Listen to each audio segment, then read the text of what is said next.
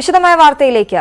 രണ്ടാം വാർഷികത്തിൽ സർക്കാരിനെതിരെ പ്രതിഷേധം ശക്തമാക്കി യു.ഡി.എഫ് പ്രവർത്തകർ സെക്രട്ടേറിയറ്റ് വളഞ്ഞു. സെക്രട്ടേറിയറ്റിന്റെ 3 ഗേറ്റുകളും വളഞ്ഞ് രാവിലെ ആരംഭിച്ച സമരം ഉച്ചയോടെ അവസാനിച്ചു.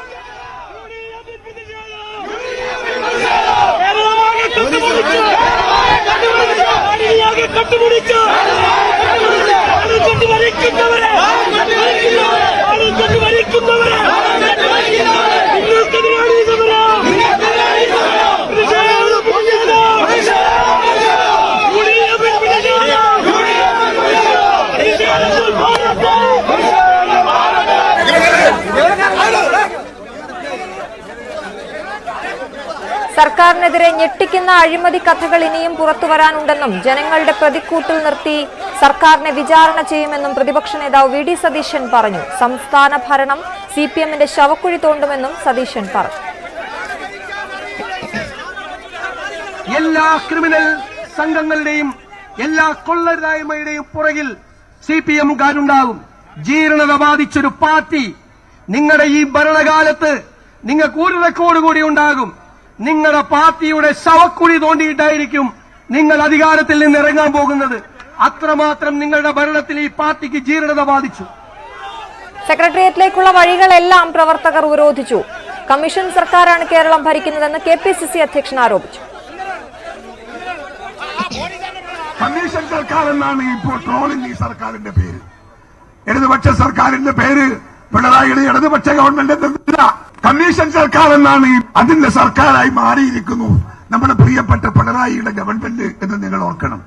നമ്മള് ഏതോ ട്രോള് കണ്ടു ഞാൻ. അരി ചാമ്പാൻ അരിക്കൊമ്പൻ, ചക്ക ചാമ്പാൻ ചക്കക്കൊമ്പൻ, കേരളം ചാമ്പാൻ ഇരട്ടച്ചങ്കൻ. കഴിഞ്ഞ 7 വർഷക്കാലമായി ജനങ്ങൾക്ക് വേണ്ടി ഒന്നും ചെയ്യാത്ത അഴിമതി മാത്രം നടത്തുന്ന ഒരു ഗവൺമെന്റാണ്. അഴിമതി സർക്കാരാണിത്. ജനക്ഷേമം തൊട്ടു തീണ്ടിയിട്ടില്ലാത്ത ഗവൺമെന്റാണ്. തുടർഭരണം കിട്ടിയതിന്റെ അഹങ്കാരത്തിൽ ജനങ്ങളെ വെല്ലുവിളിക്കുന്ന ഭരണമാണ്. ഇപ്പൊ നിങ്ങൾ നോക്കൂ, 2ാം വാർഷിക ദിനത്തിൽ തന്നെ റേഷൻ കിട്ടുന്നില്ല, പോസ്റ്റ് മെഷീൻ കേടാണ്, പെൻഷൻ കിട്ടുന്നില്ല, ജോലി ചെയ്താൽ ശമ്പളം പോലും കിട്ടുന്നില്ല. വലിയ തകർച്ചയിലാണ് കേരളം എത്തി നിൽക്കുന്നത്. അതിനെതിരെയുള്ള ജനങ്ങളുടെ പ്രതിഷേധമാണ് ഇവിടെ ഉയർന്നു വരുന്നത്. അബ്ദുൽ നാസർ IAS-ന്റെയും സാംസ്കാരിക വകുപ്പ് ഡയറക്ടർ സുബ്രഹ്മണ്യൻ IAS-ന്റെയും വാഹനം പ്രവർത്തകർ തടഞ്ഞു.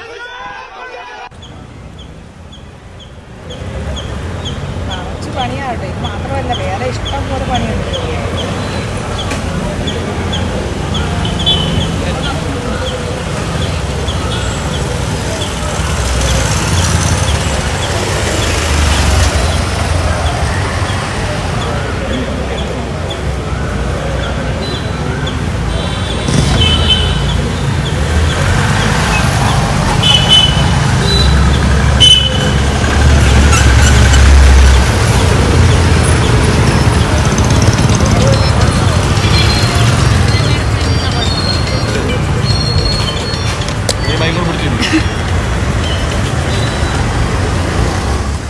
സെക്രട്ടേറിയറ്റ് അനക്സിന് മുന്നിൽ ജീവനക്കാരെ തടയാൻ ശ്രമിച്ചതോടെ പോലീസും പ്രവർത്തകരും തമ്മിൽ ഉന്തും തള്ളുമുണ്ടായി.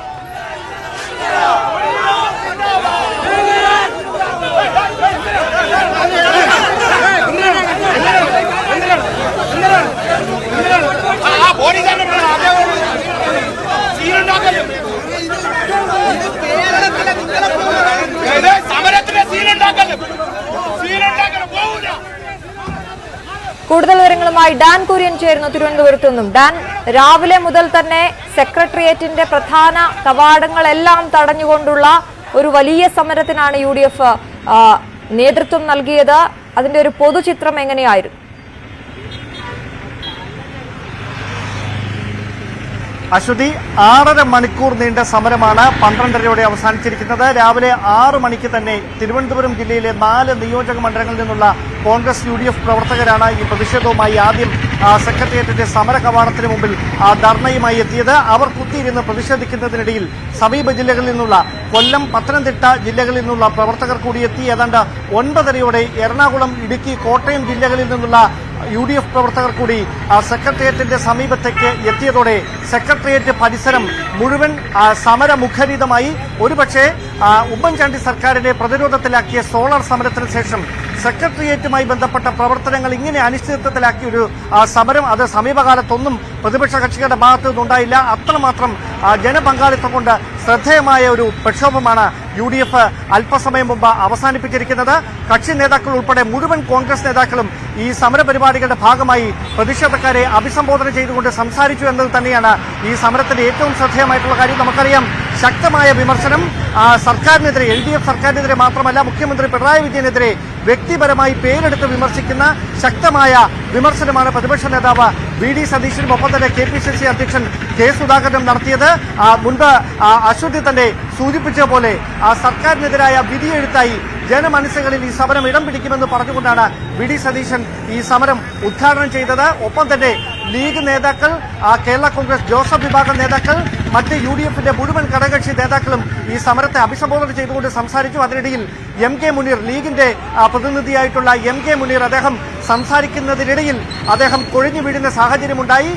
അത്രമാത്രം കഠിനമായ ചൂടിലാണ് പ്രവർത്തകരും നേതാക്കളും ഈ സമരത്തെ അഭിസംബോധന ചെയ്തത് എന്നതാണ് ഏറ്റവും ശ്രദ്ധേയമായിട്ടുള്ള കാര്യം. പക്ഷേ അല്പസമയത്തിനകം അദ്ദേഹം ആരോഗ്യം വീണ്ടെടുത്ത് വീണ്ടും ഈ പ്രതിഷേധ പ്രസംഗം അല്ലെങ്കിൽ പ്രതിഷേധ സൂചകമായി പ്രവർത്തകരെ അഭിസംബോധന ചെയ്തുകൊണ്ട് സംസാരിക്കുകയുണ്ടായി.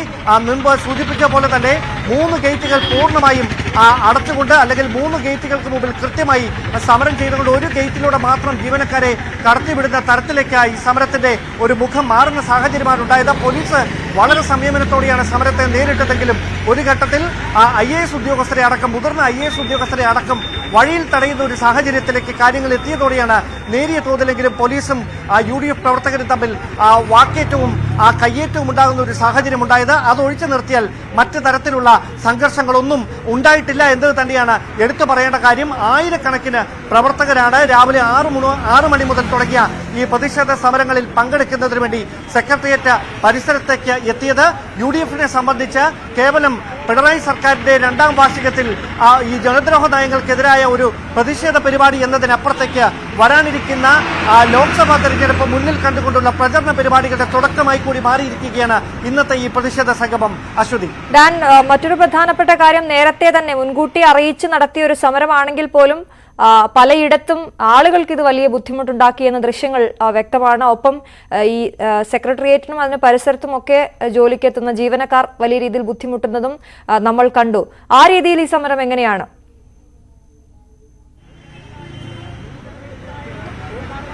അശ്വതി, അതായത് ഈ സെക്രട്ടേറിയറ്റ് പരിസരത്തേക്ക് എത്തുന്ന മുഴുവൻ വഴികളും, മുഴുവൻ പ്രധാന MG റോഡ് അടക്കമുള്ള പ്രധാനപ്പെട്ട എല്ലാ റോഡുകളും രാവിലെ മുതൽ തന്നെ പോലീസിന്റെ നിയന്ത്രണത്തിലായിരുന്നു.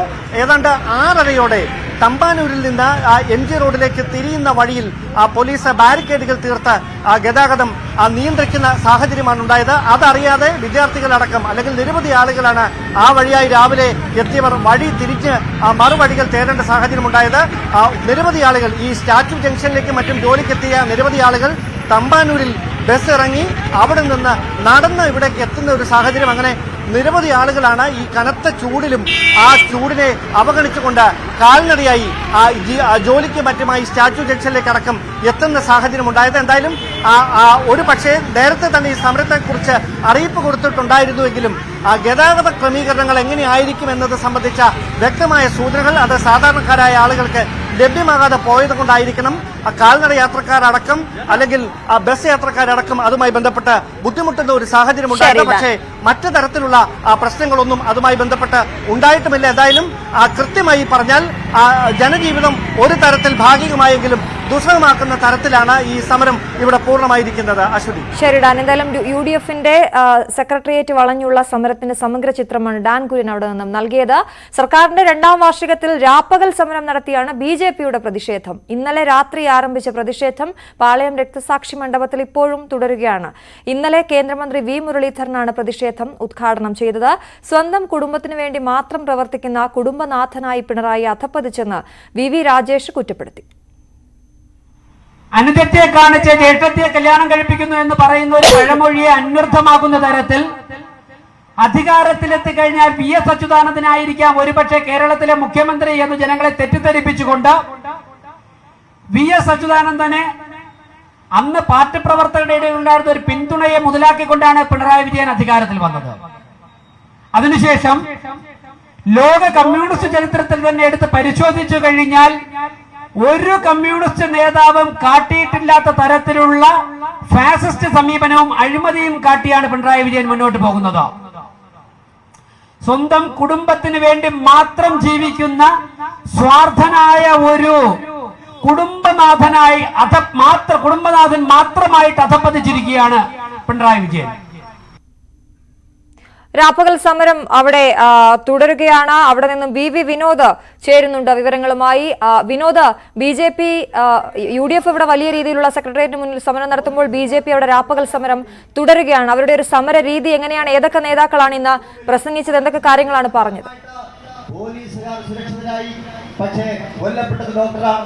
അശ്വതി, രക്തസാക്ഷി മണ്ഡലത്തിൽ ഇപ്പോഴും BJPയുടെ രാപ്പകൽ സമരം തുടരുകയാണ്. കഴിഞ്ഞ ദിവസം രാത്രി 8 മണിയോടുകൂടിയാണ് ഈ സമരം ആരംഭിച്ചത്.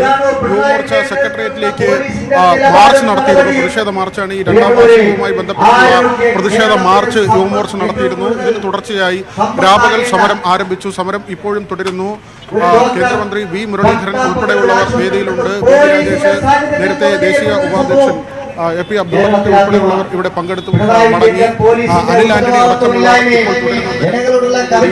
കുമ്മനം രാജശേഖരൻ ഇവിടെ എത്തി ഇതിന്റെ സമാപന സമ്മേളനം ഉദ്ഘാടനം ചെയ്യും.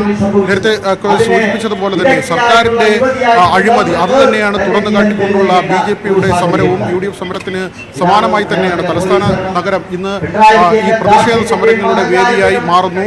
അവിടെ പ്രധാനമായും ഉന്നയിക്കുന്നത് 4000 കോടി രൂപ ഒരു വർഷത്തേക്ക് നികുതി ഇനത്തിൽ വർദ്ധിപ്പിക്കുകയാണ്. ഒരു സാമ്പത്തിക വർഷം തന്നെ 4000 കോടിയുടെ വർധന.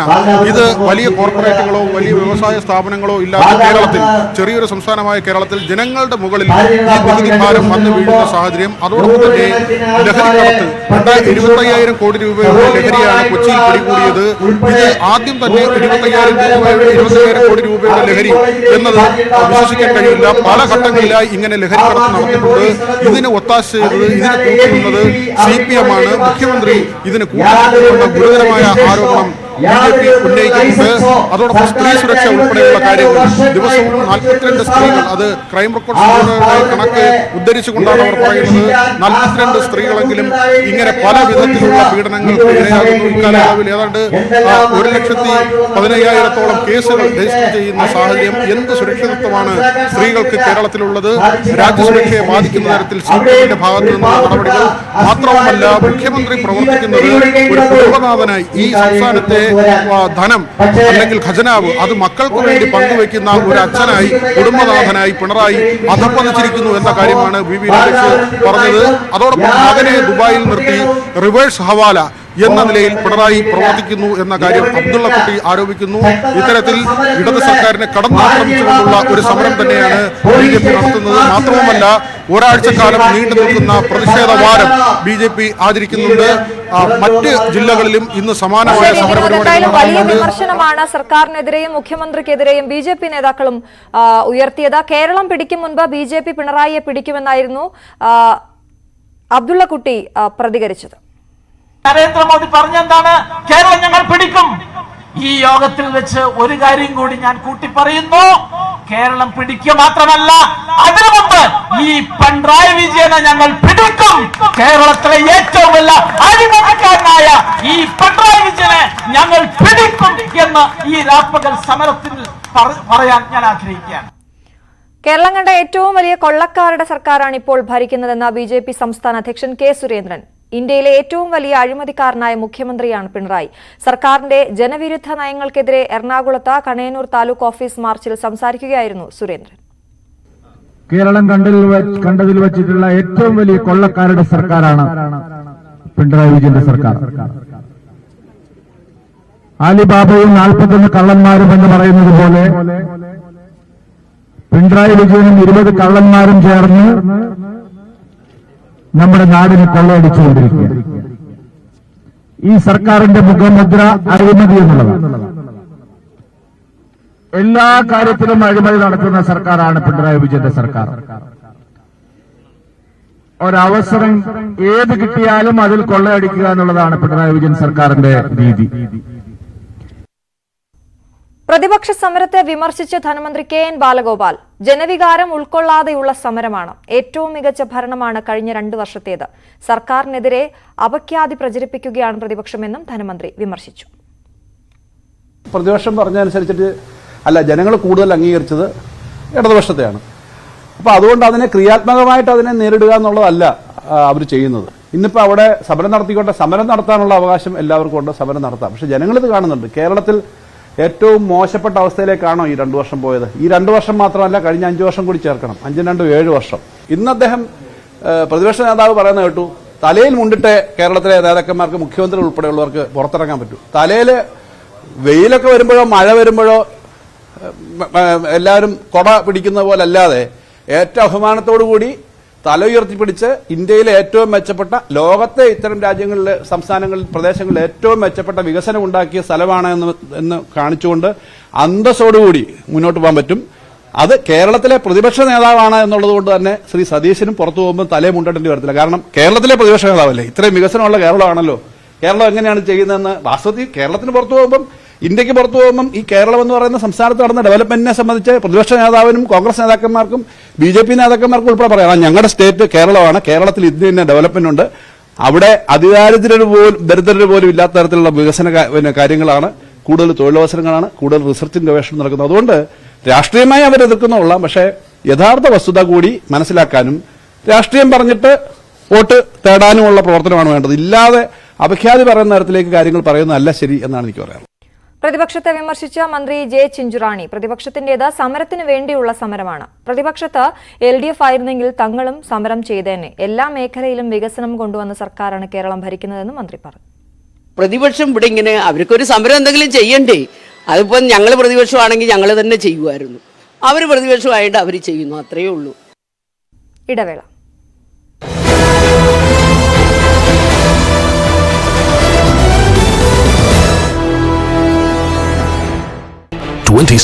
സൗത്ത് ഗേറ്റിന്റെ ആ ഭാഗത്തുണ്ട് എന്നാണ് കരുതുന്നത്. എന്താണ് അവിടുത്തെ ഒരു സാഹചര്യം?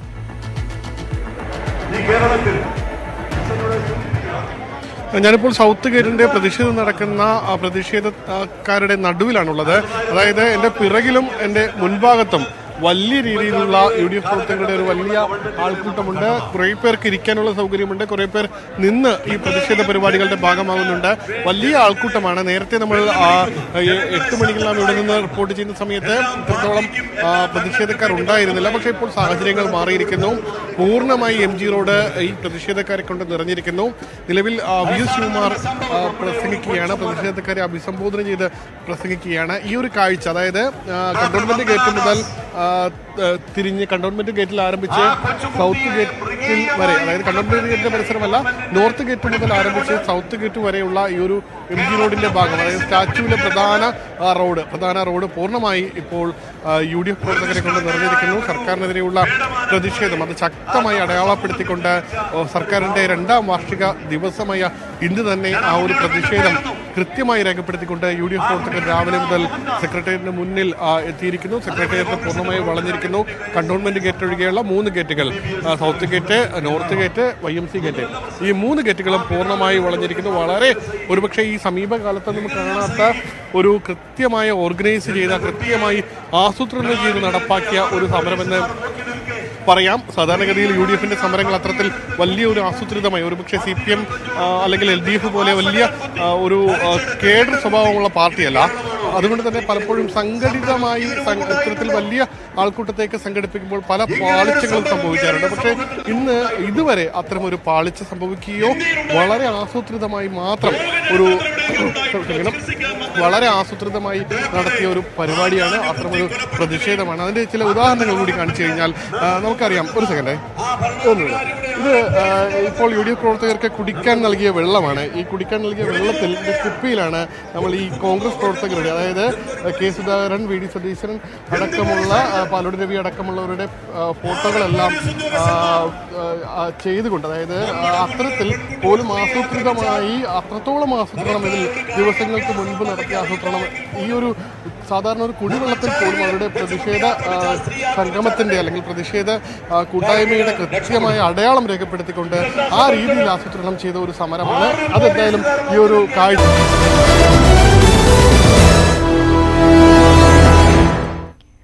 കർണാടകയിൽ ഇനി കോൺഗ്രസ് കാലം. മുഖ്യമന്ത്രി സിദ്ധരാമയ്യയും ഉപമുഖ്യമന്ത്രി DK ശിവകുമാറും ഉൾപ്പെടെ 10 മന്ത്രിമാർ സത്യപ്രതിജ്ഞ ചെയ്തു. വിശാല പ്രതിപക്ഷ ഐക്യത്തിന്റെ വേദി കൂടിയായി സത്യപ്രതിജ്ഞാ ചടങ്ങ്.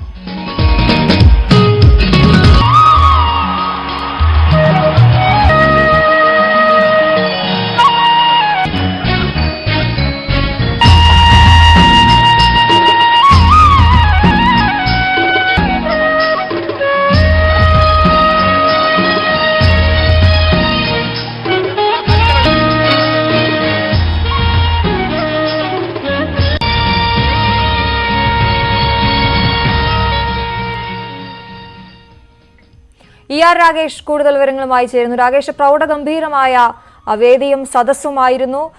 ഈ സിദ്ധരാമയ്യയ്ക്കും DK ശിവകുമാറിനുമൊപ്പം മറ്റേതൊക്കെ മന്ത്രിമാരാണ് ഇന്ന് സത്യപ്രതിജ്ഞ ചെയ്തത്?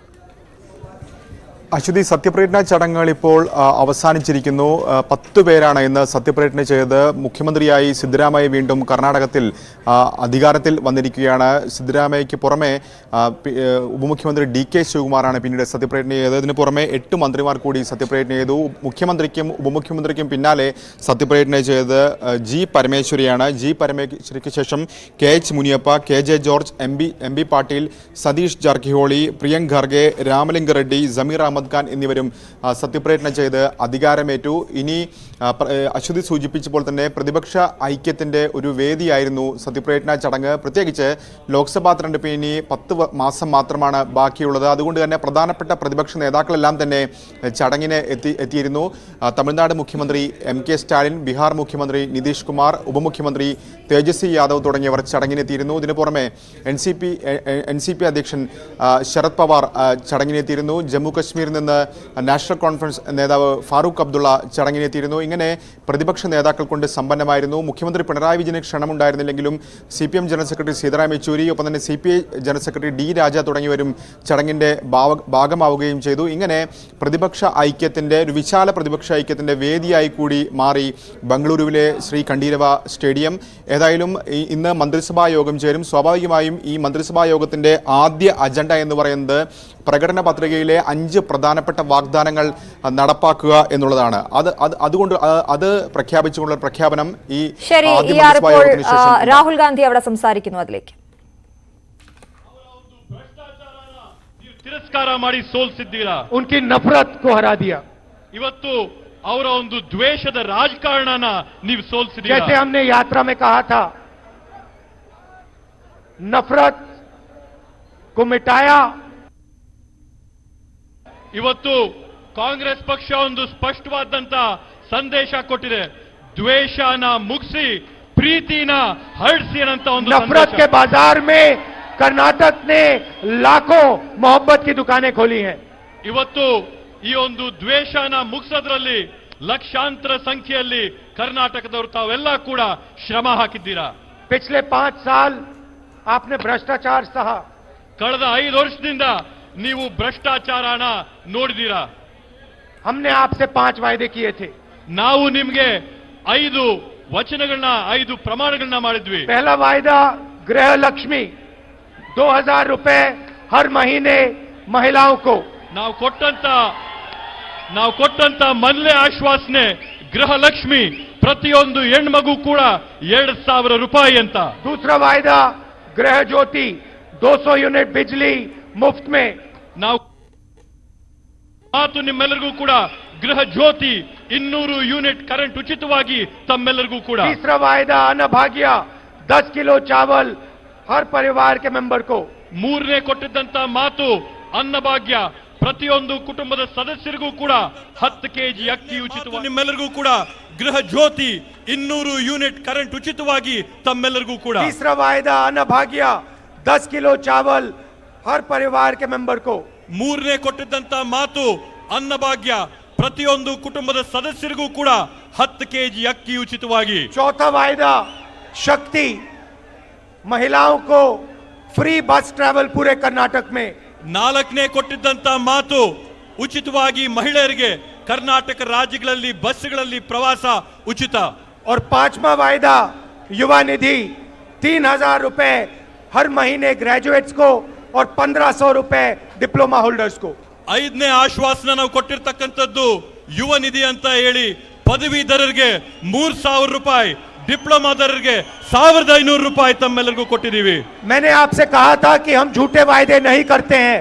ನಾನು ನಿಮ್ಮೆಲ್ಲರಿಗೂ ಕೂಡ ಮಾತು ಕೊಟ್ಟಿದ್ದೆ, ನಾವು ಸುಳ್ಳು ಆಶ್ವಾಸನೆಗಳು ಕೊಡಂತವರಲ್ಲ. जो हम कहते हैं हम कर दिखाते हैं. ನಾವು ಕೊಟ್ಟಂತ ಮಾತನ್ನ ನುಡಿದಂತೆ ನಡೆಯಂತವ್ರು ನಾವು ಅಂತ ಹೇಳಿದೀವಿ. 1-2 घंटे में कर्नाटक की नई सरकार की पहली कैबिनेट मीटिंग होगी. ಕೆಲವೇ ಗಂಟೆಗಳಲ್ಲಿ ಕರ್ನಾಟಕ ರಾಜ್ಯದ ಪ್ರಪ್ರಥಮವಾದಂತ ಸರ್ಕಾರದ ಕ್ಯಾಬಿನೆಟ್ ಮೀಟಿಂಗ್ ಆಗುತ್ತೆ. उस कैबिनेट मीटिंग में ये 5 हमारे जो वायदे हैं ये कानून बन जाएंगे. ಆ ಒಂದು ಕ್ಯಾಬಿನೆಟ್ ಮೀಟಿಂಗ್ ಅಲ್ಲಿ ನಾವು ಕೊಟ್ಟಂತ 5 ಆಶ್ವಾಸನೆಗಳು ಕಾನೂನಾಗಿ ನಿಮ್ಮೆಲ್ಲರಿಗೂ ಬರುತ್ತೆ. जो हम कहते हैं हम कर दिखाते हैं. ನಾವು ನುಡಿದಂತೆ ನಡೆಯಂತವರು ನಮ್ಮ ಕಾಂಗ್ರೆಸ್ ಪಕ್ಷದವರು. सरकार का लक्ष्य जो हमारे किसान हैं, मजदूर हैं, छोटे दुकानदार हैं, युवा हैं, उनकी रक्षा करना और उनके भविष्य को सुनहरा बनाना है. ನಮ್ಮ ಸರ್ಕಾರದ ಗುರಿ ಇರತಕ್ಕಂತದ್ದು ರಾಜ್ಯದಲ್ಲಿರ್ತಕ್ಕಂತ ರೈತರು, ಕಿರಾಣಿ ಅಂಗಡಿದವರು, ಯುವಕರು, ವಿದ್ಯಾವಂತರು, ಉದ್ಯೋಗಕ್ಕೆ ಹೋಗಂತವರು ಅವರೆಲ್ಲರಿಗೂ ಕೂಡ ನೆರವಾಗಿ ನಿಂತ್ಕೋಬೇಕನ್ನಂತದ್ದು. हम आपको एक साफ सुथरी नॉन करप्ट सरकार देंगे. ನಾವೊಂದು ಭ್ರಷ್ಟಾಚಾರ ಮುಕ್ತವಾದಂತ ಸುಸಂದ್ರವಾದಂತ ಸರ್ಕಾರನ ತಮ್ಮೆಲ್ಲರಿಗೂ ಕೂಡ ಈ ಸಂದರ್ಭದಲ್ಲಿ ಕೊಡ್ತೀವಂತ ಆಶ್ವಾಸನೆ ಕೊಡ್ತೀವಿ. एक बार फिर कर्नाटक के हर युवा माताओं और बहनों को धन्यवाद. ನಾನು ಮತ್ತೊಮ್ಮೆ ಕರ್ನಾಟಕ ರಾಜ್ಯದ ಎಲ್ಲ ಯುವಕರಿಗೆ, ಅಕ್ಕ ತಂಗಿಯಂದ್ರಿಗೆ, ತಾಯಂದ್ರಿಗೆ ಧನ್ಯವಾದ ಹೇಳ್ತೀನಿ. आपने अपना प्यार और अपनी शक्ति कांग्रेस पार्टी को दी, हम इस बात को कभी नहीं भूलेंगे. ನೀವು ನಿಮ್ಮೆಲ್ಲರ ಪ್ರೀತಿ, ವಿಶ್ವಾಸನ, ಶಕ್ತಿನ ಕಾಂಗ್ರೆಸ್ ಪಕ್ಷಕ್ಕೆ ಕೊಟ್ಟಿದ್ದೀರಾ. ಇದನ್ನ ನಾವು ಯಾವತ್ತೂ ಕೂಡ ಮರೆಯಕ್ಕೆ ಸಾಧ್ಯವಾಗಲ್ಲ. ये सरकार कर्नाटक की जनता की सरकार है, आपकी सरकार है. ಈ ಒಂದು ಕಾಂಗ್ರೆಸ್ ಸರ್ಕಾರ ಕರ್ನಾಟಕದ ಜನತೆಯ ಸರ್ಕಾರ, ತಮ್ಮೆಲ್ಲರ ಸರ್ಕಾರ. और ये दिल से आपके लिए काम करेगी. ಇವರು ಮನಸ್ಪೂರ್ವಕವಾಗಿ, ಶ್ರದ್ಧೆಯಾಗಿ ನಿಮ್ಗೋಸ್ಕರ ದುಡಿತಾರೆ. नमस्कार, जय हिंद. ನಮಸ್ಕಾರ, ಜೈ ಹಿಂದ್.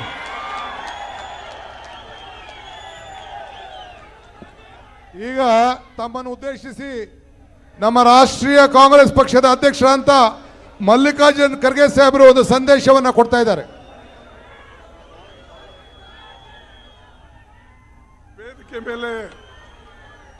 ವೇದಿಕೆ ಮೇಲೆ ಆಸೀನರಾದಂಥ ನಮ್ಮ ಅಚ್ಚುಮೆಚ್ಚಿನ ನಾಯಕರಾದಂಥ ಶ್ರೀ ರಾಹುಲ್ ಗಾಂಧೀಜಿ ಅವರೇ, പ്രിയങ്ക ഗാന്ധി അവരെ, ನಮ್ಮ മുഖ്യമന്ത്രികൾ രാകേഷ് തുടരുന്നുണ്ട്.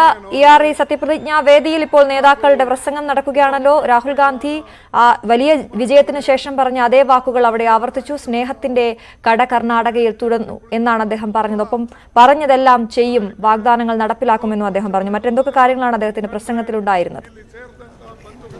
അശ്വതി, പ്രധാനമായും 5 വാഗ്ദാനങ്ങൾ മുൻനിർത്തിയാണ് ഈ കോൺഗ്രസ് ഈ തെരഞ്ഞെടുപ്പിനെ നേരിട്ടിരുന്നത്. ആ 5 വാഗ്ദാനങ്ങളും നടപ്പാക്കുമെന്നാണ് രാഹുൽ ഗാന്ധി വ്യക്തമാക്കിയിരിക്കുന്നത്. അതായത് ആദ്യ മന്ത്രിസഭാ യോഗം അല്പസമയത്തിനകം ചേരും. ആ മന്ത്രിസഭാ യോഗത്തിൽ തന്നെ പ്രഖ്യാപനം ഉണ്ടാകുമെന്നാണ് രാഹുൽ ഗാന്ധി വ്യക്തമാക്കിയത്. അതിൽ ഏറ്റവും പ്രധാനപ്പെട്ട കാര്യം, ഒന്ന്, ഓരോ കുടുംബത്തിലെയും ഗൃഹനാഥയ്ക്ക് പ്രതിമാസം 2000 രൂപ വെച്ച് വീതം നൽകുന്ന ഗൃഹലക്ഷ്മി പദ്ധതി അത് നടപ്പാക്കുമെന്നാണ് രാഹുൽ ഗാന്ധി വ്യക്തമാക്കിയത്. മറ്റൊന്ന് യുവനിധി പദ്ധതിയാണ്. അതായത് തൊഴിൽ രഹിതരായ ബിരുദധാരികൾക്ക് പ്രതിമാസം 3000 രൂപ നൽകുന്നതാണ് യുവനിധി പദ്ധതി. അത് നടപ്പാക്കുമെന്ന് ഇപ്പോൾ രാഹുൽ ഗാന്ധി വീണ്ടും ആവർത്തിച്ചിരിക്കുകയാണ്. മറ്റൊന്ന് അന്നഭാഗ്യ പദ്ധതിയാണ്. അന്നഭാഗ്യ പദ്ധതി BPL കുടുംബങ്ങൾക്ക് പ്രതിമാസം 10 കിലോ സൗജന്യ അരി നൽകുന്നതാണ്. മറ്റൊന്ന് ഗൃഹജ്യോതി പദ്ധതി. ഇത് പ്രകാരം ഓരോ കുടുംബത്തിനും 200 യൂണിറ്റ് വൈദ്യുതി പ്രതിമാസം സൗജന്യമായി ലഭിക്കുമെന്നാണ് കോൺഗ്രസിന്റെ തെരഞ്ഞെടുപ്പ് വാഗ്ദാനം ഉണ്ടായിരുന്നത്. അത് നടപ്പാക്കുമെന്ന് രാഹുൽ ഗാന്ധി പ്രഖ്യാപിച്ചിരിക്കുന്നു. ഒപ്പം തന്നെ സഖി പദ്ധതി, അത് പ്രകാരം വനിതകൾക്ക്, സ്ത്രീകൾക്ക് സൗജന്യ യാത്ര, ബസ്സുകളിൽ സൗജന്യ യാത്ര, ഈ 5 വാഗ്ദാനങ്ങൾ കോൺഗ്രസ് തെരഞ്ഞെടുപ്പ് കാലത്ത് മുന്നോട്ട് വെച്ചിരുന്നതാണ്.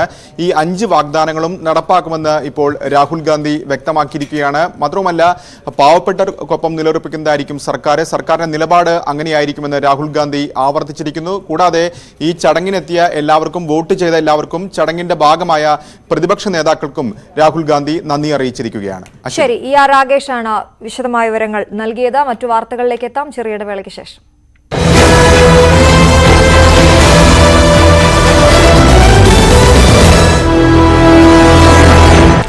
1200+ reporters.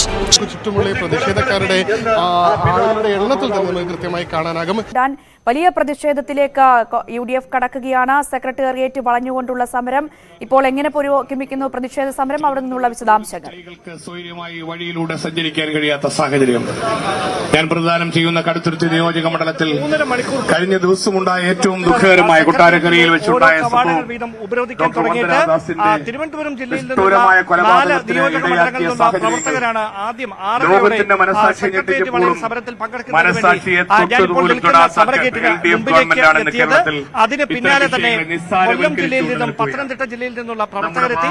അതിനുശേഷം എറണാകുളം കോട്ടയം ജില്ലയിൽ നിന്നുള്ള പ്രവർത്തകർ കൂടി ഏതാണ്ട് 1 മണിക്കൂറിനകം ഇവിടെ എത്തും. അങ്ങനെയാണെങ്കിൽ ജനനിബിഡമാകും ഈ സെക്രട്ടേറിയറ്റിന്റെ എല്ലാ ഗേറ്റുകളും. നമുക്കറിയാം കോൺഗ്രസിന്റെ മുതിർന്ന നേതാക്കളെല്ലാം തന്നെ ഈ സമര ഗേറ്റിന് മുമ്പിലുള്ള കസേരകളിൽ ഇടം പിടിച്ചിട്ടുണ്ട്. കഴിഞ്ഞ ദിവസങ്ങളിലൊക്കെ വ്യത്യസ്തമായി വലിയ ശക്തമായ ചൂടുണ്ട്. ആ കനത്ത ചൂടിനെ വെല്ലുന്ന ആവേശവുമായാണ് കോൺഗ്രസ് പ്രവർത്തകർ LDF സർക്കാരിന്റെ 2ാം വാർഷികം വഞ്ചനാ ദിനമായി ആചരിച്ചുകൊണ്ട് ഈ പ്രതിഷേധ പരിപാടികളുടെ ഭാഗമായിട്ടുള്ളത്. എന്തായാലും കൃത്യമായി തന്നെ വനിതാ പ്രവർത്തകരുടെ അടക്കം വലിയൊരു പങ്കാളിത്തമാണ് ഇന്നത്തെ സമരത്തിൽ എടുത്ത് പറയേണ്ട ഒരു പ്രധാനപ്പെട്ട കാര്യം. Mons Joseph MLA Kerala Congress Joseph വിഭാഗത്തെ പ്രതിനിധീകരിച്ചുകൊണ്ട് ഇപ്പോൾ സംസാരിച്ചുകൊണ്ടിരിക്കുകയാണ് ശ്രീ പാലൂട് രവി. അദ്ദേഹമാണ് ഈ സമര പരിപാടികൾക്ക് നേതൃത്വം നൽകിക്കൊണ്ടിരിക്കുന്നത്. അദ്ദേഹം നമ്മോടൊപ്പം ചേരുന്നു. എങ്ങനെയുണ്ട് പ്രവർത്തകരുടെ പങ്കാളിത്തം? ഇത്രയും ആവേശോജ്വലമായ ഒരു കാലഘട്ടം ഈ കേരളത്തിന്റെ ചരിത്രത്തിലുണ്ടായിട്ടില്ല. ഒരു ജനകീയ ഗവൺമെന്റിനെതിരായി ജനാധിപത്യ മാർഗത്തിലൂടെ അധികാരത്തിൽ വന്ന ഒരു ഗവൺമെന്റിനായി ഇത്രയേറെ ജനരോഷം ഉണ്ടാകുമെന്ന് മുഖ്യമന്ത്രിക്ക് ഔദ്യോഗികമായ 2 പരിപാടികളാണ് രാവിലെ ഉള്ളത്. സ്വാഭാവികമായി അദ്ദേഹം ഈ പരിസരത്ത് കൂടിയാണ് കടന്നു പോകേണ്ടത്. മുഖ്യമന്ത്രിക്കെതിരെ ഏതെങ്കിലും തരത്തിലുള്ള പ്രതിഷേധം ഈ സമരങ്ങളുടെ ഭാഗമായി ഉണ്ടാകാൻ സാധ്യതയുണ്ട്. മുഖ്യമന്ത്രിക്ക് ഈ പ്രതിഷേധം നന്നായിട്ട് അറിയാം. മുഖ്യമന്ത്രി ഇതുവഴി വരില്ല. എന്തായാലും ആ നിലപാട് വ്യക്തമാക്കിക്കൊണ്ടാണ് കോൺഗ്രസ് നേതാക്കൾ സമരവുമായി മുമ്പോട്ട് പോയിക്കൊണ്ടിരിക്കുന്നത്. എടുത്തു പറയേണ്ട ഒരു കാര്യം, മുൻ പ്രതിപക്ഷ നേതാവ് രമേശ് ചെന്നിത്തല അടക്കം ഈ സമരങ്ങളിൽ അല്ലെങ്കിൽ ഈ സമര പരിപാടികളിൽ ഊർജ്ജസ്വലനായി തന്നെ രാവിലെ മുതൽ പങ്കെടുക്കുന്നു എന്നുള്ളതാണ്. നമുക്ക് അദ്ദേഹത്തിന്റെ കൂടി അഭിപ്രായം.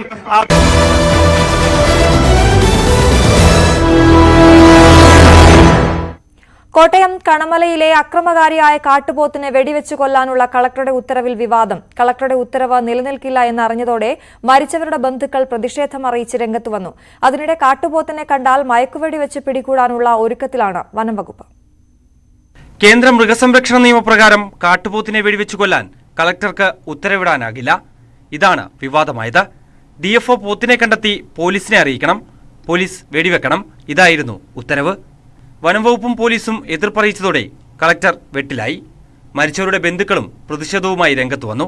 ഇന്നലെ ഉത്തരവിട്ട പ്രകാരമാണ് ജനങ്ങൾ പിരിഞ്ഞു പോയിരിക്കുന്നത്. അതുകൊണ്ട് ഇതിൽ ആരാണ് ഇങ്ങനെ തിരിച്ചും മറിച്ചും കളിക്കുന്നതെന്ന് ജനങ്ങൾക്ക് ഇന്നിപ്പം ആകുലതയിലാണ് ജനങ്ങൾ. ഞങ്ങൾക്ക് പറയാനുള്ളത്, റവന്യൂ ഭൂമിയിൽ വരുന്ന കാട്ടുമൃഗങ്ങളെ ഉത്തരവ് പ്രകാരം ഷൂട്ട് ചെയ്യണം. അതിലൊരു മാറ്റവും ഇല്ല. അതേസമയം പോത്തിനെ കണ്ടാൽ മയക്കുവെടി വെക്കാനാണ് വനംവകുപ്പിന്റെ തീരുമാനം. ഇതിനായി വനംവകുപ്പ് നിരീക്ഷണം നടത്തി വരികയാണ്.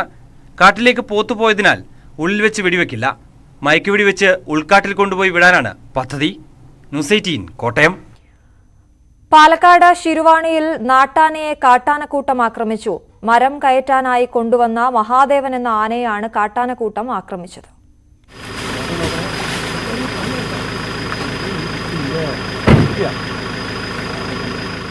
ലോറിയിലേക്ക് മരം കയറ്റുന്നതിനായാണ് മലപ്പുറം അരീക്കോട് നിന്നും മഹാദേവൻ എന്ന ആനയെ ശിരുവാണിയിലെത്തിച്ചത്. സ്വകാര്യ വ്യക്തിയുടെ പറമ്പിൽ കെട്ടിയ ശേഷം പാപ്പാന്മാർ വിശ്രമിക്കുമ്പോഴാണ് കാട്ടാനക്കൂട്ടമെത്തി മഹാദേവനെ കുത്തിപ്പരിക്കേൽപ്പിച്ചത്. 3 കാട്ടാനകളാണ് ജനവാസ മേഖലയിലെത്തി ഭീതി വിതച്ചത്. ഇന്നലെ രാത്രിയോടുകൂടി 3 കാട്ടാനകൾ ഇത്രയും ജനവാസ മേഖലയിൽ കൂടെ വന്ന് ഈ പണിക്ക് കൊണ്ടുവന്ന 3 ആനകൾ കൂട്ടമായി ആക്രമിക്കുകയും പോണ വഴിക്ക് പല നഷ്ടങ്ങൾ ഉണ്ടാക്കുകയും ജനവാസ മേഖലയിൽ കൂടെ തന്നെ വന്ന ജനങ്ങൾ ഒരുപാട് തിങ്ങിപ്പാർക്കുന്ന ജനവാസ മേഖലയിൽ കൂടെ വരികയും അവിടെ ഒന്നാമത്തെ കാര്യം ഇവിടെ നിന്ന് സ്ട്രീറ്റ് ലൈറ്റുകളോ മറ്റു വെട്ടങ്ങളോ വെളിച്ചങ്ങളോ ഒന്നുമില്ല. അതൊന്നും പഞ്ചായത്ത് അധികൃതർ നേരാക്കുന്നില്ല. അതെല്ലാം നേരാക്കണം. അതുകൊണ്ട് ജനങ്ങളെല്ലാം പരിഭ്രാന്തരാണ്. മണ്ണാർക്കാട് നിന്നും വനംവകുപ്പിന്റെ RRT സംഘമെത്തി കാട്ടാനക്കൂട്ടത്തെ കാട് കയറ്റി. മഹാദേവന്റെ കാലിലും വയറിലും കാട്ടാനകളുടെ കുത്തേറ്റ പാടുകളുണ്ട്. ന്യൂസ് 18 പാലക്കാട്. ബ്രഹ്മപുരത്തെ മാലിന്യം ബയോമൈനിംഗ് നടത്താനുള്ള കരാറിൽ നിന്നും സോണ്ട കമ്പനിയെ പുറത്താക്കുന്നു. കരാർ വ്യവസ്ഥ ലംഘിച്ചെന്നും പദ്ധതിയിൽ നിന്ന് പുറത്താക്കുന്നുവെന്നും കാണിച്ച് കമ്പനിക്ക് കോർപ്പറേഷൻ നോട്ടീസ് നൽകി. 10 ദിവസത്തിനകം നോട്ടീസിന് മറുപടി നൽകണം. ദിവസങ്ങൾ നീണ്ടുനിന്ന ബ്രഹ്മപുരം മാലിന്യ പ്ലാന്റിലെ തീപിടുത്തമാണ് സോണ്ടയുടെ ഭാവി തീരുമാനിച്ചത്. ബ്രഹ്മപുരത്ത് BPCLന്റെ പ്ലാന്റ് നിർമ്മിക്കാൻ സർക്കാർ തീരുമാനിച്ചതിനാൽ വിൻഡ്രോ കമ്പോസ്റ്റിംഗിലൂടെയുള്ള ടെൻഡർ നടപടികൾ കൊച്ചി കോർപ്പറേഷൻ നിർത്തിവെച്ചു. ബ്രഹ്മപുരത്ത് കെട്ടിക്കിടക്കുന്ന ജൈവ മാലിന്യം സംസ്കരിക്കാനും പ്ലാസ്റ്റിക് നീക്കം ചെയ്യാനും 55 കോടിക്കാണ് സോണ്ട 2021 കരാറെടുത്തത്. മാർച്ചിൽ കരാറിന്റെ കാലാവധി അവസാനിച്ചെങ്കിലും മാലിന്യ സംസ്കരണം പൂർത്തിയാക്കാൻ സോണ്ടയ്ക്ക് സാധിച്ചില്ല. അതിനിടെയാണ് ബ്രഹ്മപുരത്തുണ്ടായ തീപിടുത്തം. ഇതോടെ കാര്യങ്ങൾ പൂർണ്ണമായും കൈവിട്ടു. ഈ സാഹചര്യത്തിലാണ് കരാർ വ്യവസ്ഥ ലംഘിച്ചെന്ന് കാട്ടി പദ്ധതിയിൽ നിന്ന് പുറത്താക്കുന്നതായി അറിയിച്ച് സോണ്ടയ്ക്ക് കൊച്ചി കോർപ്പറേഷൻ നോട്ടീസ് നൽകിയത്. സോണ്ടയുടെ മറുപടി കൊച്ചിൻ കോർപ്പറേഷൻ കൌൺസിൽ പരിഗണിച്ച ശേഷം അന്തിമ തീരുമാനമെടുക്കും. ന്യൂസ് 18 കൊച്ചി. ജപ്പാനിലെ ഹിരോഷിമയിൽ G7 ഉച്ചകോടിയിൽ പ്രധാനമന്ത്രി നരേന്ദ്രമോദി പങ്കെടുക്കുകയാണ്. ഇന്ത്യ ഉൾപ്പെടെ 8 രാജ്യങ്ങളെ ജപ്പാൻ യോഗത്തിലേക്ക് ക്ഷണിച്ചിരുന്നു. ഉച്ചകോടിയിലെ 6ാം സെഷനിലാണ് പ്രധാനമന്ത്രി പങ്കെടുക്കുന്നത്. വേദിയിൽ അമേരിക്കൻ പ്രസിഡന്റ് ജോ ബൈഡൻ മോദിയുമായി സൌഹൃദം പങ്കിട്ടു. രാവിലെ പ്രധാനമന്ത്രി ജപ്പാൻ പ്രധാനമന്ത്രി ഫ്യൂമിയോ കിഷിദയുമായി കൂടിക്കാഴ്ച നടത്തി. G7 ഉച്ചകോടിയിൽ ഇന്ത്യയെ അതിഥി രാജ്യമായി ക്ഷണിച്ചതിന് മോദി നന്ദി പറഞ്ഞു. ജപ്പാൻ പ്രധാനമന്ത്രിക്ക് ഇന്ത്യ സന്ദർശന വേളയിൽ നൽകിയ ബോധിവൃക്ഷം ഹിരോഷിമയിൽ നട്ടതിൽ ഏറെ സന്തോഷമുണ്ടെന്നും വൃക്ഷം വളരുന്നതിനൊപ്പം ഇരു രാജ്യങ്ങളും തമ്മിലുള്ള ബന്ധവും വളരുമെന്നും പ്രധാനമന്ത്രി പറഞ്ഞു. ജപ്പാൻ പ്രധാനമന്ത്രിയുമായുള്ള കൂടിക്കാഴ്ചയ്ക്ക് ശേഷം ഹിരോഷിമയിലെ ഗാന്ധി പ്രതിമ പ്രധാനമന്ത്രി അനാച്ഛാദനം ചെയ്തു.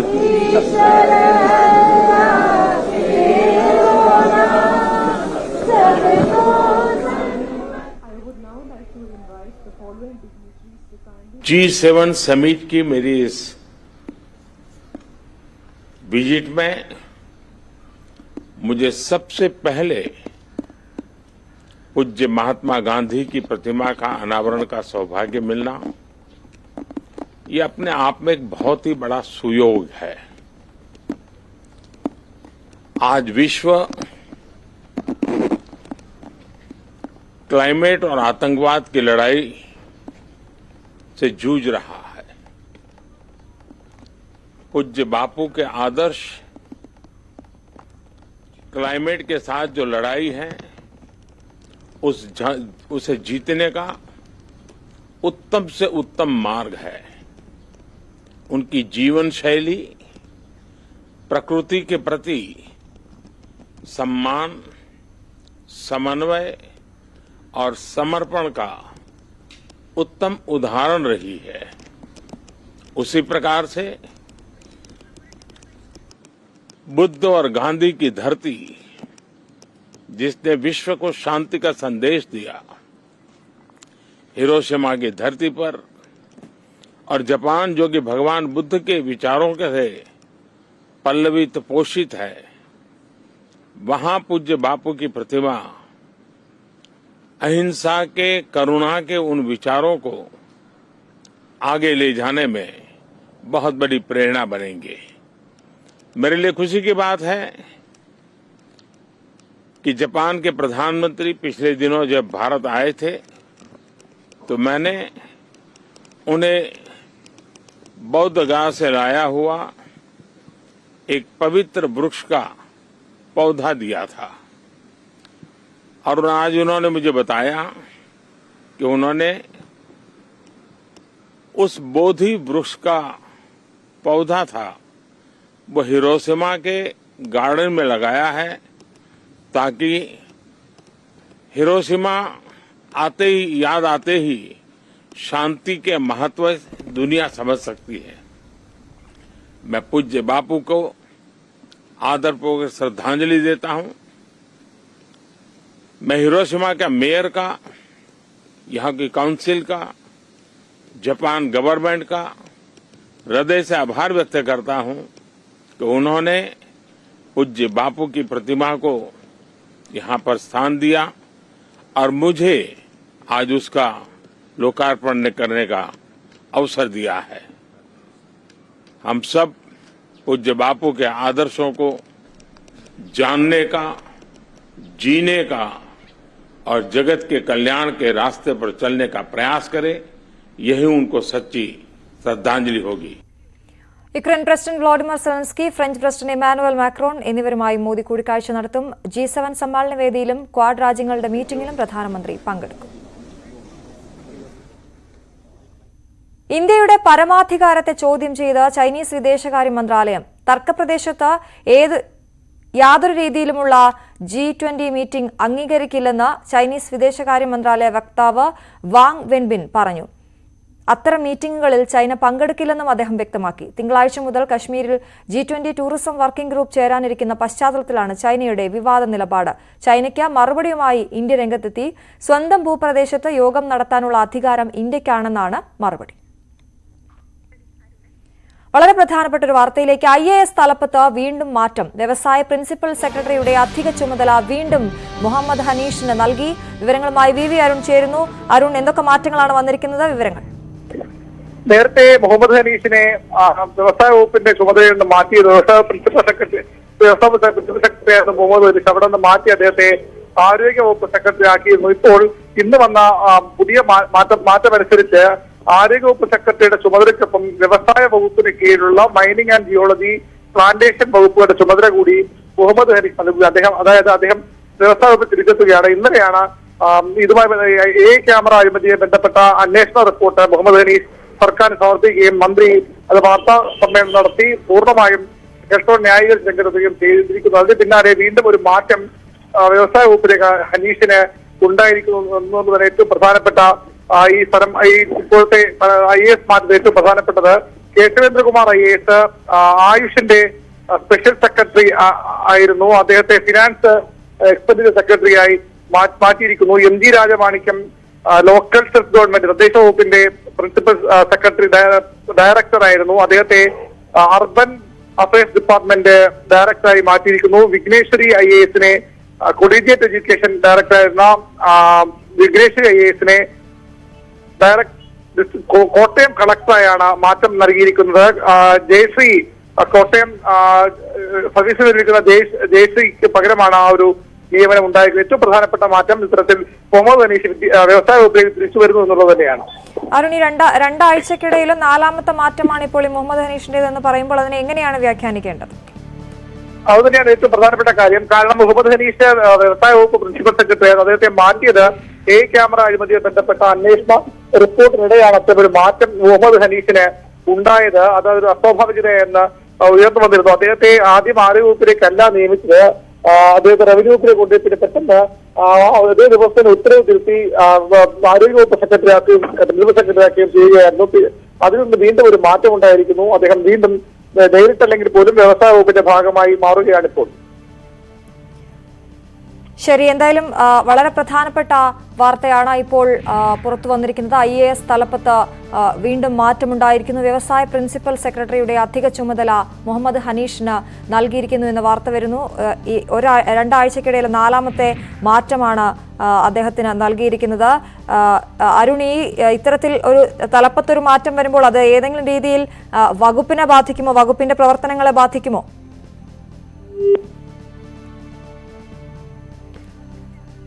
ശരി, വളരെ പ്രധാനപ്പെട്ട വാർത്ത. IAS തലപ്പത്ത് വീണ്ടും മാറ്റുമെന്ന വാർത്തയാണ് ഈ മണിക്കൂറിൽ പ്രധാനമായി വരുന്നത്. വ്യവസായ പ്രിൻസിപ്പൽ സെക്രട്ടറിയുടെ അധിക ചുമതല വീണ്ടും മുഹമ്മദ് ഹനീഷ് നൽകിയിരുന്നു. അദ്ദേഹത്തെ നേരത്തെ അവിടെ നിന്നും മാറ്റിയിരുന്നു, നമുക്കറിയാം.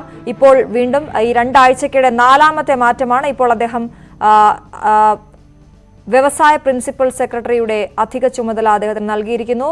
ഒപ്പം വ്യവസായത്തിൽ നിന്ന് ആദ്യ മാറ്റം റവന്യൂവിലേക്കായിരുന്നു. പിന്നീട് ആരോഗ്യ വകുപ്പിലേക്കും അദ്ദേഹത്തിനെ മാറ്റിയിരുന്നു. ഇപ്പോൾ വീണ്ടും അദ്ദേഹത്തെ വ്യവസായ വകുപ്പിന്റെ അധിക ചുമതല നൽകിയിരിക്കുന്നു എന്ന വാർത്തയാണ് വരുന്നത്.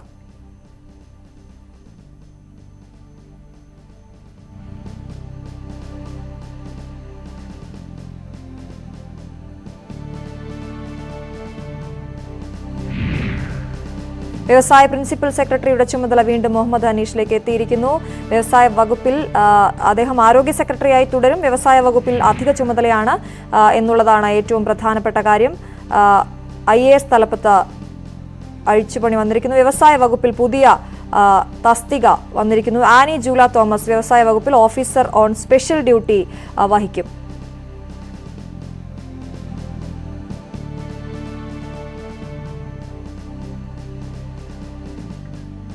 VV അരുൺ ചേരുന്നു. അരുൺ, മറ്റു മാറ്റങ്ങൾ എങ്ങനെയാണ്?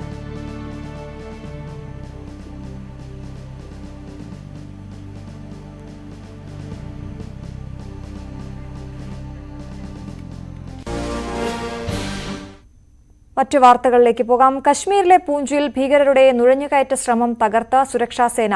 ഒരു ഭീകരനെ സേന വധിച്ചു. പൂഞ്ചിനെ മെന്താർ മേഖലയിലാണ് സംഭവം. ഭീകരനിൽ നിന്ന് ലഹരി വസ്തുക്കളും സ്ഫോടക വസ്തുക്കളും കണ്ടെടുത്തു.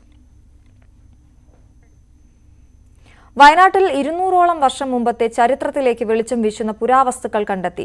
നെന്മേനി സ്വദേശി കൃഷ്ണന്റെ വീടിനോട് ചേർന്ന് മാലിന്യം നിക്ഷേപിക്കാൻ കുഴിയെടുത്തപ്പോഴാണ് നൂറ്റാണ്ടുകൾ പഴക്കമുള്ള ചെല്ലവും വെള്ളി നാണയങ്ങളും കണ്ടെത്തിയത്. നെന്മേനി പഞ്ചായത്തിലെ കോളിയാടി ചെറുമാട് മുരിയൻകണ്ടത്തിൽ കൃഷ്ണന്റെ വീടിനോട് ചേർന്ന് കുഴിയെടുത്തപ്പോഴാണ് നൂറ്റാണ്ടുകൾ പഴക്കമുള്ള ചെല്ലവും വെള്ളി നാണയങ്ങളും കണ്ടെത്തിയത്. കൃഷ്ണന്റെ മകന്റെ കല്യാണത്തോടനുബന്ധിച്ച് മാലിന്യങ്ങൾ നിക്ഷേപിക്കാനായി കുഴിയെടുത്തപ്പോഴാണ് ചെല്ലം കണ്ടെത്തിയത്. ചെല്ലത്തിനുള്ളിൽ വിക്ടോറിയ രാജ്ഞിയുടെയും എഡ്വേർഡ് ഏഴാമന്റെയും തലയുള്ള 39 നാണയങ്ങളാണ് ഉണ്ടായിരുന്നത്. 17-ാം നൂറ്റാണ്ട് മുതൽ 19-ാം നൂറ്റാണ്ട് വരെയുള്ള നാണയങ്ങളാണ് ഇങ്ങനെ കണ്ടെത്തിയിട്ടുള്ളത്. റവന്യൂ വകുപ്പിനെ വിവരം അറിയിച്ചതിനെ തുടർന്ന് ഉദ്യോഗസ്ഥരെത്തി നാണയങ്ങൾ തിട്ടപ്പെടുത്തിയ ശേഷം സർക്കാരിലേക്ക് ഏറ്റെടുത്തു. വേസ്റ്റ് കുഴി നിർമ്മിക്കുന്നതിന്റെ ഇടയ്ക്ക് ഒരു കുറച്ച് അപൂർവം പെട്ടെന്ന് ഒരു അപൂർവ വസ്തുവാണ് തോന്നി. അത് കൊണ്ടുവന്ന് ഞങ്ങൾക്ക് എന്താണിത് സംശയ നിവാരണത്തിനായി തുറന്നു നോക്കിയപ്പോൾ പിന്നെ കുറച്ച് വെള്ളി നാണയങ്ങൾ എന്ന് അറിയാമായിരുന്നു. കുറച്ച് നാണയങ്ങൾ കണ്ടു. അത് കണ്ടതിന്റെ പ്രകാരം നമ്മൾ ഇത് എന്തെങ്കിലും സർക്കാരിന്റെ അധിക അവകാശപ്പെട്ടതാണെന്ന് എനിക്ക് ബോധ്യമുണ്ട്. ഞാൻ സർക്കാർ സർവീസിൽ ജോലി ചെയ്യുന്ന ഒരാളായതുകൊണ്ട് എനിക്കത് ആ രീതിയിൽ തന്നെ നടപടിക്രമം അനുസരിച്ച് മുന്നോട്ട് പോയി. ഇനി നാണയങ്ങളുടെ ലോഹസ്വഭാവവും മറ്റും കൃത്യമായി നിർണയിക്കേണ്ടതുണ്ട്. പുരയിടത്തിൽ നിന്നും പുരാവസ്തു നാണയങ്ങൾ കണ്ടെത്തിയതിന്റെ ആശങ്കയിലാണ് കൃഷ്ണനും കുടുംബവും. ന്യൂസ് 18 വയനാട്. വന്യമൃഗങ്ങളുടെ വംശവർധന ഏത് മേഖലയിലാണെന്ന് ശാസ്ത്രീയമായി കണ്ടെത്തി നടപടികൾ സ്വീകരിച്ചാൽ മനുഷ്യനും മൃഗങ്ങളും തമ്മിലുള്ള ഏറ്റുമുട്ടലുകൾ ഒരു പരിധിവരെ ഒഴിവാക്കാനാകുമെന്ന് മുരളി തുമ്മാരക്കുടി. മനുഷ്യരുടെ അവകാശം പറയുന്നവരും മൃഗസ്നേഹികളും 2 ധ്രുവങ്ങളിൽ നിൽക്കാതെ ചർച്ചയ്ക്ക് തയ്യാറാകണം. കാട്ടുപോത്ത് ആക്രമണത്തിൽ 3 പേർ മരിച്ച സാഹചര്യത്തിൽ ന്യൂസ് 18നോട് സംസാരിക്കുകയായിരുന്നു അദ്ദേഹം. കേരളത്തിൽ ഇന്ന് കാട്ടുപോത്ത് ആക്രമണത്തിൽ ജീവൻ നഷ്ടമായത് 3 പേർക്കാണ്. കേരളം ഭാവിയിൽ നേരിടാവുന്ന ദുരന്തങ്ങൾ അത് മുൻകൂട്ടി പറയുകയും അതിനൊരു ജ്യോത്സ്യത്തിൻ്റെയോ പ്രവചനത്തിൻ്റെയോ മുഖമല്ല, അത് കൃത്യമായി ശാസ്ത്രീയമായി തന്നെ പറയുന്ന മുരളി തുമ്മാരുകൂടി അദ്ദേഹം നമുക്കൊപ്പം ചേരുന്നു. ഇന്ന് ദാരുണമായ സംഭവമാണ് ഉണ്ടായത്. അങ്ങ് നേരത്തെയും ഈ പരിസ്ഥിതി നമ്മുടെ കേരളത്തിൻ്റെ പരിസ്ഥിതിയെക്കുറിച്ചും പറഞ്ഞിട്ടുണ്ട്. ഇപ്പോൾ ഇങ്ങനെ ഒരു മരണം സംഭവിച്ചിരിക്കുന്നു. ദീർഘകാലാടിസ്ഥാനത്തിൽ നമുക്ക് എന്ത് പരിഹാരമാണ് ഇതിനുള്ളത്? അതെ, വളരെ ദുഃഖകരമായ ഒരു സംഭവമാണ് ഇന്ന് ഉണ്ടായിട്ടുള്ളത്. പക്ഷേ ഇത് അപ്രതീക്ഷിതമാണ് എന്ന് നമുക്ക് പറയാനായിട്ട് സാധിക്കില്ല. ഞാൻ കഴിഞ്ഞ ആഴ്ച 3 ദിവസം മുമ്പാണെന്ന് തോന്നുന്നു ഈ വിഷയത്തെപ്പറ്റി പല കാര്യങ്ങൾ പറഞ്ഞ കൂട്ടത്തിൽ പറഞ്ഞിരുന്നു. നമ്മൾ സാധാരണഗതിയിൽ ഒരു ഹൈ റേഞ്ച് വിഷയമാണ് എന്ന് വിചാരിക്കുന്ന പല വിഷയങ്ങളും, പ്രത്യേകിച്ച് മാൻ അനിമൽ കോൺഫ്ലിക്റ്റ് എന്നുള്ളത്, അതിൽ നിന്ന് മാറി പുറത്തേക്ക് വരുന്ന, ഇന്ന് ഒരു മാൻ അനിമൽ കോൺഫ്ലിക്റ്റ് ഇല്ലാത്ത പ്രദേശങ്ങളിൽ അത് വരുന്നൊരു സാഹചര്യം ഉണ്ടാകും എന്ന് ഞാൻ പറഞ്ഞിരുന്നു. അതൊരു ജ്യോതിഷ പ്രവചനമൊന്നുമല്ല. കേരളത്തിലെ വനങ്ങൾ പൊതുവെ പ്രൊട്ടക്റ്റഡാണ്. അതുകൊണ്ട് തന്നെ വന്യമൃഗങ്ങളും പ്രൊട്ടക്റ്റഡാണ്. അതിന് തൊട്ടുപുറത്തുള്ള കൃഷിഭൂമിയെല്ലാം പണ്ട് വളരെ ആക്റ്റീവായിട്ട് കൃഷി ചെയ്തുകൊണ്ടിരുന്നതാണ്. പക്ഷേ ഇപ്പോൾ കൃഷിയുടെ അളവ് കുറയുന്നു. അപ്പോൾ കൃഷി ചെയ്യാതെ അനവധി ഫാമുകൾ ഇങ്ങനെ കിടക്കുന്നു. അപ്പോൾ അനിമൽസിന് പുറത്തേക്ക് വരാനും അത് കവറിൽ തന്നെ നിൽക്കാനും, അതായത് ആക്റ്റീവായിട്ടുള്ള കൃഷിഭൂമി അല്ലാത്തപ്പോൾ ആളുകൾ പലപ്പോഴും ശ്രദ്ധിക്കില്ല. അങ്ങനെ പതുക്കെ സാധാരണഗതിയിൽ അവർ പോകാത്ത സ്ഥലത്തേക്ക് പോകാനുള്ളൊരു സാഹചര്യം ഇപ്പോൾ നിലവിലുണ്ട്.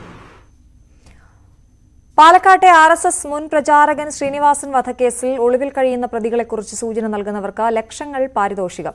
NIA പുറത്തിറക്കിയ ലുക്കൌട്ട് നോട്ടീസിലാണ് പ്രതികളെക്കുറിച്ച് വിവരം നൽകുന്നവർക്ക് ലക്ഷങ്ങൾ വാഗ്ദാനം ചെയ്തിരിക്കുന്നത്. എറണാകുളം പറവൂർ സ്വദേശി അബ്ദുൽ വഹാബ് VA, പാലക്കാട് മേലെപ്പട്ടാമ്പി സ്വദേശി മുഹമ്മദ് മൻസൂർ, ഞാങ്ങാട്ടിരി സ്വദേശി അബ്ദുൾ റഷീദ്, ഒറ്റപ്പാലം സ്വദേശി മുഹമ്മദ് അലി KP, കൂറ്റനാട് സ്വദേശി ഷാഹുൽ ഹമീദ്, പേരുവിവരങ്ങൾ വ്യക്തമല്ലാത്ത ഒരാൾ ഉൾപ്പെടെ 6 പേരാണ് നോട്ടീസിലുള്ളത്. പ്രതികളെക്കുറിച്ച് വിവരം നൽകുന്നവർക്ക് 3 ലക്ഷം രൂപ മുതൽ 7 ലക്ഷം രൂപ വരെയാണ് പാരിതോഷികം. ഇനി ഇന്നത്തെ സ്വർണം, വെള്ളി, പ്ലാറ്റിനം നിരക്കുകൾ. തരകൻസ് റോയൽ ജ്വല്ലറി ഇന്നത്തെ സ്വർണ്ണവില ബ്രോട്ട് യു ബൈ അനധികൃത വിൽപ്പനക്കാരിൽ നിന്നും സ്വർണം വാങ്ങി ഇനി ആരും വഞ്ചിതരാവരുത്. Tharakans royal jewellery, Kunnamkulam. സ്വർണം ഗ്രാമിന് 5615 രൂപ, പവന് 44,920 രൂപ, വെള്ളി ഗ്രാമിന് 79 രൂപ, കിലോയ്ക്ക് 79,000 രൂപ, പ്ലാറ്റിനം ഗ്രാമിന് 3851 രൂപ.